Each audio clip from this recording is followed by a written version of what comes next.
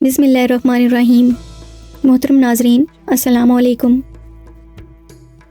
کنعان میں حضرت یعقوب علیہ السلام کو حضرت یوسف علیہ السلام کی خوشبو اسی وقت محسوس ہو گئی تھی جب یہودا ان کی قمیض لے کر مصر سے روانہ ہوا تھا۔ حضرت یعقوب علیہ السلام نے اپنے پوتوں سے فرمایا کہ اگر تم مجھے یہ نہ کہو کہ میری عقل کام نہیں کر رہی تو میں ضرور کہوں گا کہ مجھے تو آج یوسف کی خوشبو آ رہی ہے۔ پوتے کہنے لگے کہ خدا کی قسم آپ ابھی تک وہی پرانی بات سوچ رہے ہیں، کون جانے کہ یوسف کہاں پر ہے اور پھر ان کی خوشبو کیسے آ سکتی ہے۔ مگر جب یہودا قمیض لے کر کنعان پہنچا تو سب دنگ رہ گئے، اور جیسے ہی اس نے وہ قمیض حضرت یعقوب علیہ السلام کے چہرے پر ڈالی تو فوراً ہی ان کی بینائی لوٹ آئی۔ حضرت یعقوب علیہ السلام نے اپنے بیٹوں سے کہا کہ کیا میں نے نہیں کہا تھا کہ جتنا میں اللہ تعالیٰ کے بارے میں جانتا ہوں تم لوگ نہیں جانتے۔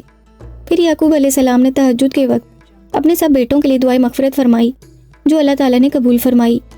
چنانچہ وحی کے ذریعے آپ کو بتا دیا گیا کہ آپ کے بیٹوں کو معاف کر دیا گیا ہے۔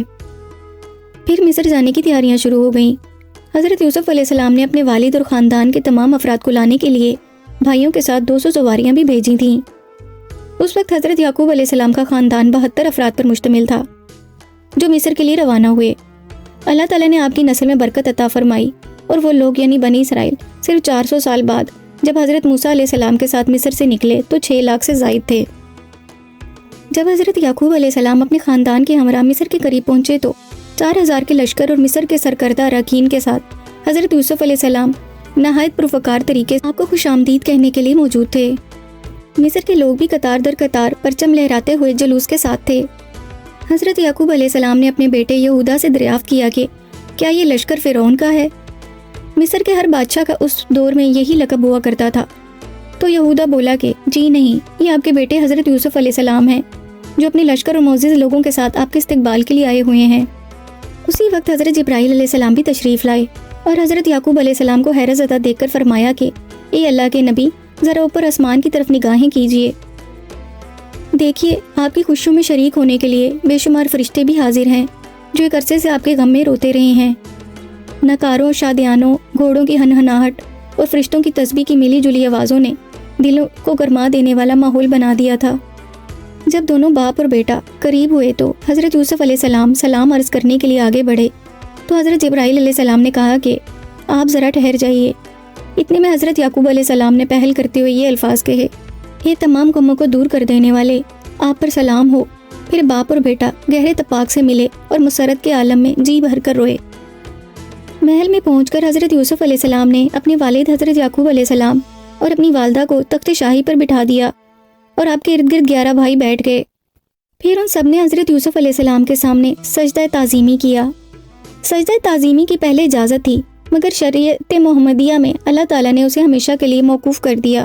اس وقت حضرت یوسف علیہ السلام نے اپنے والد سے کہا کہ اے ابا جان، جو خواب میں نے بچپن میں دیکھا تھا یہ اس کی تعبیر یعنی میرے 11 بھائی ستارے ہیں، میرا باپ سورج اور میری والدہ چاند ہیں، اور یہ سب مجھ کو سجدہ کر رہے ہیں۔ بے شک اللہ تعالیٰ نے وہ خواب سچا کر دیا۔ بعد میں شیطان نے بھائیوں کے ساتھ میری نا اتفاقی کرا دی، اور بے شک اللہ تعالیٰ کا احسان ہے جو مجھے قید خانے میں سے نکالا اور آپ سب کو دیہات سے یہاں لے آیا۔ بے شک میرا رب علم و حکمت والا ہے، وہ جس بات کو چاہے آسان بنا دیتا ہے۔ حضرت یوسف علیہ السلام کی اپنے خاندان سے ملاقات 10ویں محرم عاشوراء کے دن ہوئی تھی۔ ایک دن حضرت یعقوب علیہ السلام نے حضرت یوسف علیہ السلام سے پوچھا کہ آپ کے تو علم میں تھا کہ میں کنعان میں ہوں، پھر کیوں مجھے اپنے بارے میں آگاہ نہ کیا؟ تو حضرت یوسف علیہ السلام نے جواب دیا کہ ابا جان، میں نے آپ کی خدمت میں بہت سے خطوط لکھے جو ابھی تک ایک صندوق میں سنبھال کر رکھے ہوئے ہیں، مگر جب بھی خط لکھ کر بھیجنے کا ارادہ کرتا حضرت جبرائیل آتے اور یہ کہہ کر منع فرماتے کہ اللہ تعالیٰ کا فرمان ہے یوسف، ابھی تمہاری ملاقات میں کچھ عرصہ باقی ہے، لہٰذا ابھی تم اپنے والد کو یہ خط مت بھیجو۔ یہ بات سن کر حضرت یعقوب علیہ السلام فرمانے لگے کہ بے شک اللہ تعالیٰ ہر چیز پر قادر ہے، وہ جو چاہتا ہے کرتا ہے۔ حضرت یعقوب علیہ السلام کی رحلت کے بعد حضرت یوسف علیہ السلام مزید 23 سال تک مصر کے حکمران رہے اور 120 سال کی عمر میں وفات پائی۔ مصر کے لوگ آپ سے والہانہ عقیدت رکھتے تھے۔ آپ کی تدفین کے وقت لوگوں کے درمیان اختلاف پیدا ہو گیا۔ آپ سے محبت کرنے والا ہر کوئی یہ چاہتا تھا کہ آپ کے جسد خاکی کو خیر و برکت کے لیے ان کے علاقے میں دفن کیا جائے۔ بالآخر عوام کی متفقہ رائے سے آپ کے جسم مبارک کو سنگ مرمر کے صندوق میں بند کر کے دریائے نیل میں دفن کر دیا گیا تاکہ دریا کا پانی آپ کی قبر مبارک کو چھو کے گزرے، جو مصر کے تمام لوگوں کے لیے یکساں طور پر ذریعہ برکت ہو۔ 400 سال بعد حضرت موسیٰ علیہ السلام مصر سے نکلتے وقت اللہ تعالیٰ کے حکم کے مطابق حضرت یوسف علیہ السلام کا تابوت مبارک دریائے نیل سے نکال کر اپنے ساتھ فلسطین لے گئے، جہاں وہ تابوت حضرت اسحاق علیہ السلام اور حضرت یعقوب علیہ السلام کی قبروں کے ساتھ دفن کر دیا گیا۔ محترم ناظرین، اگر آپ کو ہماری یہ حضرت یوسف علیہ السلام کی سیریز پسند آئی ہو تو اس ویڈیو کو لائک اور شیئر کیجیے، اور اس طرح کے مزید تاریخی، تحقیقی اور معلوماتی واقعات کے لیے ہمارے چینل اشال اسلامک اسٹوریز کو سبسکرائب کیجیے۔